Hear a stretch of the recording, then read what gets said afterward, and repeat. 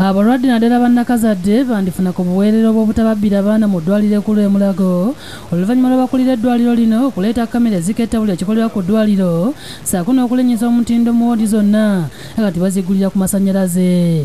Kkamera zino ziteereddwa ku mwaliro ogwokutaano ku woodi y'abakyala abazaala eya 5C ssaako ne 5B abakyala gye bateekebwa ne babebi baabwe nga bamaze okuzaala. Kati kkamera zino twagala okulaba ebintu ebiwerako.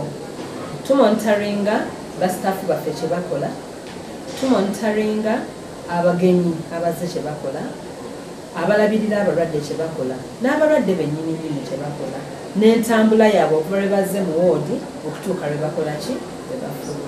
Akulira woodi eno Dr. Sarah Ndibalekera agambye nti bataddewo enzigi ezikozesa amasannyalaze ku woodi eno nga yebadde esinza okuviirako ekifaananyi ky'eddwaliro okwonooneka nga abazadde balumiriza abasawo okubabbira abaana.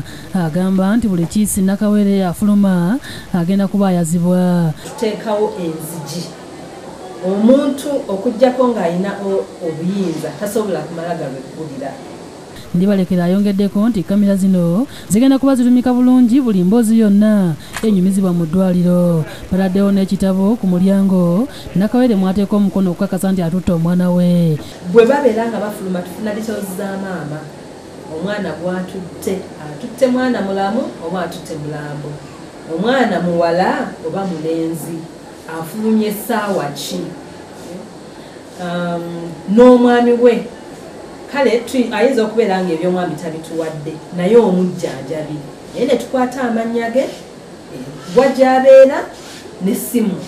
Mu nkola eno era bongedde n'okunyweza ebyokwerinda ku ddwaliro omuli okuteekawo abapoliisi abali mu ngoye eza bulijjo ssaako n'abakozi abalala omuli ababudaabuda abalwadde. Tuyinako omuntu nga akola ku woodi oyo essaawa yonna okubudaabuda naddala bamaama abafunye ebizibu nga okufiirwa abaana baabwe. Tono atuyamba n'ayogera nabo ababeera baganya okkiriza n'abayamba okukkiriza nti ekintu kino kibi kibaddewo naye bayinza okwongera okubaawo. Ebifo ebirala ebiteereddwamu kkamera kuliko enkubo zonna mu ddwaliro, ekifo gye bakuumira abalwadde abali mu mbeera ey'okwegekereza kiyite special care unit wamu n'emiryango gyonna. Okusinziira ku Ndibalekera n'abajjanjabi essaawa yonna bagenda kuweebwa kaadi era nga buli mulwadde ajja kubeeranga n'omujjanjabi omu yekka okukendeeza ku mujjuzo muleeba ne mu woodi ababeera bannakawere. Ekirala twagala okukendeeza omujjulo okuva ku woodi nga tulaba nti omuntu buli mulwadde abeera n'amujjanjaba omu, kireme kubeera nga luli ng'oyinza n'okulaba abantu 10 bonna bali ku mulwadde omu. Twagala omujjanjabi omu ku buli mulwadde.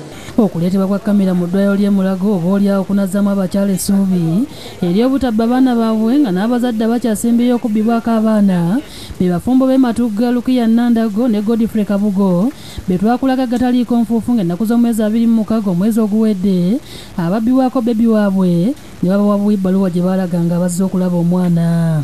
Aida Nakazi ne Fatuma Naluwanga be bakusakidde eggulire lino ku lwa Bukedde TV.